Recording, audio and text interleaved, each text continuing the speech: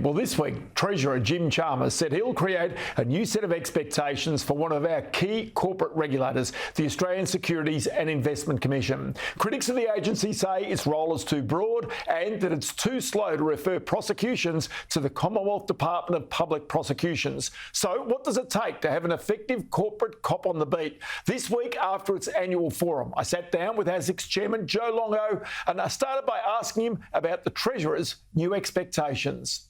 So when I was first appointed, the previous Treasurer gave us a statement of expectations, which you can see on our website. And the Treasurer announced earlier in the week that he'll be issuing his own statement of expectations in the coming weeks. But I don't see any lack of alignment between what the government's concerned about us doing and what we're doing. You would have noted from the Treasurer's remarks that the priorities of this government are in fact ASIC's priorities too, sustainable finance, superannuation, good outcomes for members, cyber risk. These are all areas that the government is focused on, and we're focused on too. But ASIC's critics would say that your mandate is too broad, that you can't achieve all the things that you would like to achieve, that perhaps the answer is for ASIC to be broken up. No, I'm very comfortable with the way ASIC is structured at the moment. It has a long history. I think it's a reflection of the Twin Peaks model. Over the years, successive governments have given ASIC additional responsibilities and breadth, and I think under the way we approach that is a question of best use of resources and prioritisation and focus. And those critics would also point to the referrals to the Commonwealth Department of Public Prosecutions having consistently fallen over the past few years, and that being one example as to why ASIC is perhaps not as effective as it should be at bringing corporate criminals to heel. ASIC's enforcement record, particularly since my appointment, has been targeted, it's been bold, it's been ambitious. I think the record speaks for itself. The referrals issue is a total misreading of the data.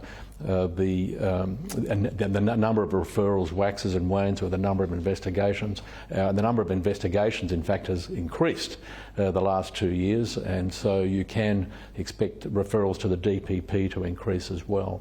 I was going to ask you about corporate behaviour, whether that was any indicator of corporate behaviour, because I know that certainly post the Hayne Royal Commission into the banks, there was more activity at that time.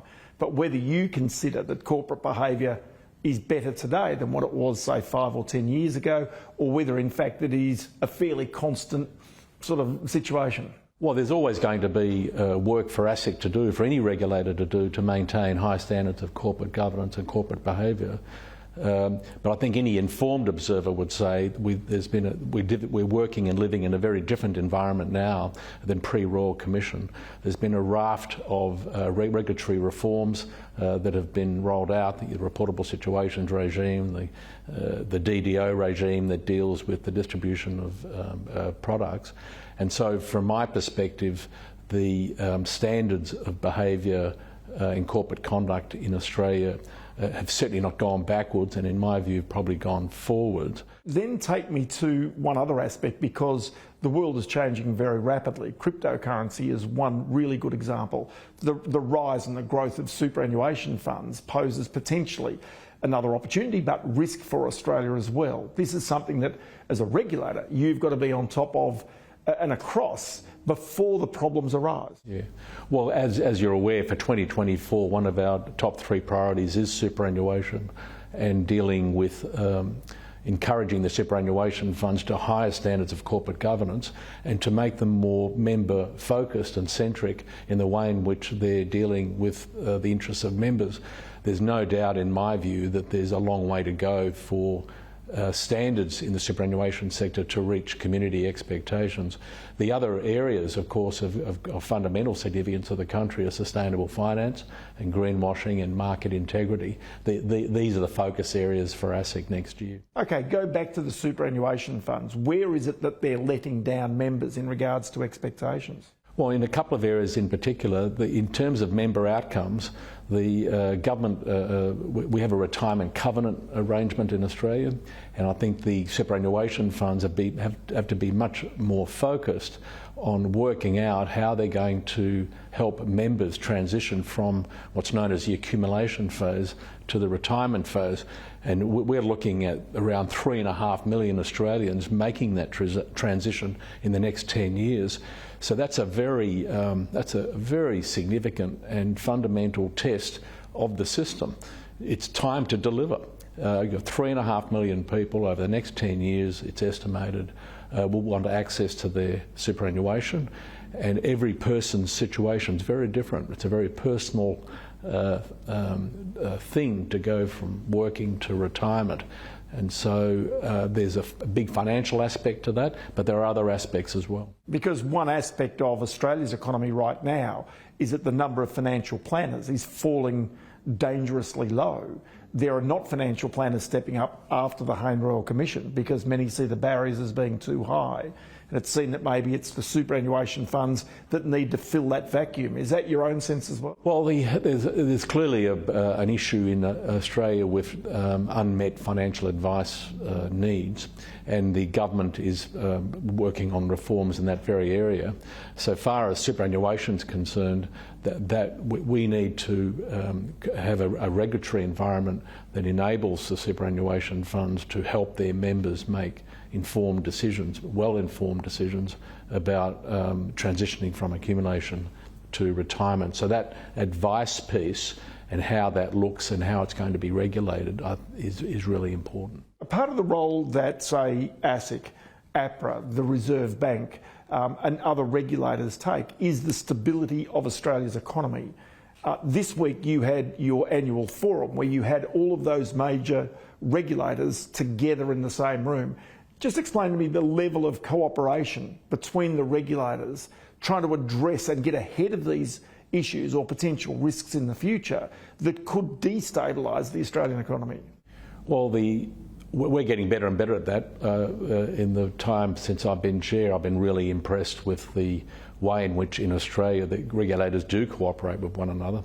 And you're absolutely right, Ross, earlier in the week we had the ACCC, APRA, the Reserve Bank, ASIC, other regulators in the room talking to one another.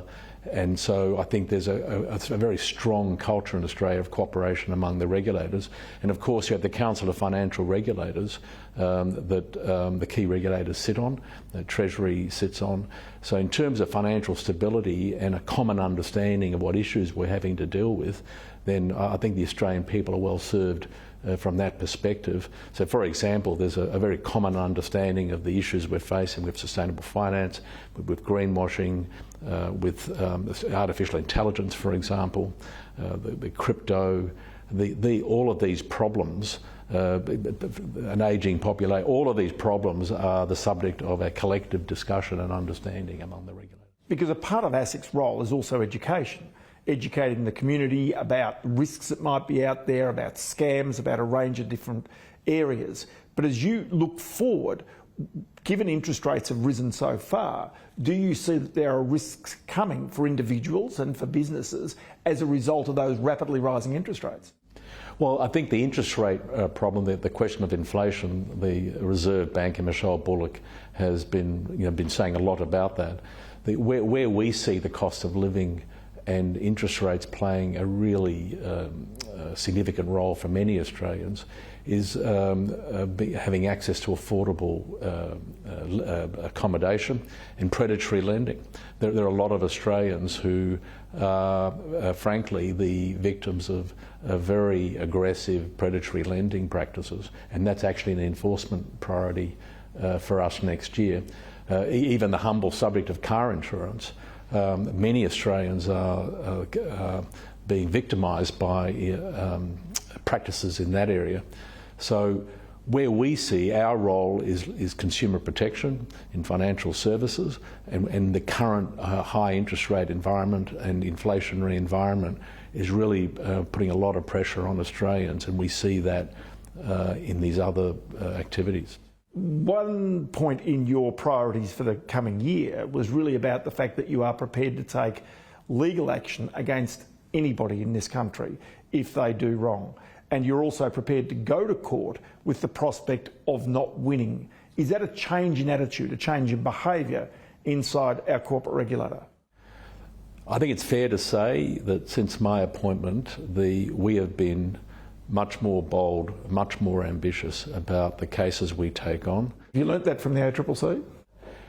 We are, now that you've mentioned the ACCC, we are the most active law enforcement agency in the country, the most active. We're in court every business day of the year somewhere in the country.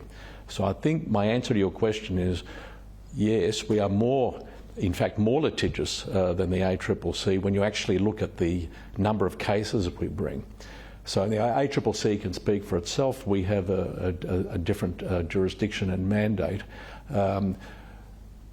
All I ask is for people to actually see what we do. This week alone there's a major continuous disclosure case being run in the federal court. We've had results in the criminal court. We had Mercer penalised yesterday for over $12 million. Last Friday charges were laid arising out of the Sterling Income Trust in Western Australia. That's just in the last 7 days. So I am absolutely confident that you will see even more enforcement from ASIC in the next 12 months. The only other thing I would say is that we are very strategic. So the priorities that we have announced earlier this week are intended to make a clear signal to the market as to where we think the problems are. Those problems and issues that we're dealing with, we didn't just make those up for ourselves. That reflects a very deep engagement with consumer groups, with the banks, with the general community. It reflects our analysis of all the data we get from the Australian Financial Complaints Authority. So the key for us is to be very focused and strategic with our use of resources so that when we do take court action, it has a deterrent impact and it affects as many people as possible beneficially. Joe Longo, good to chat to you. Many thanks for your time today. Okay.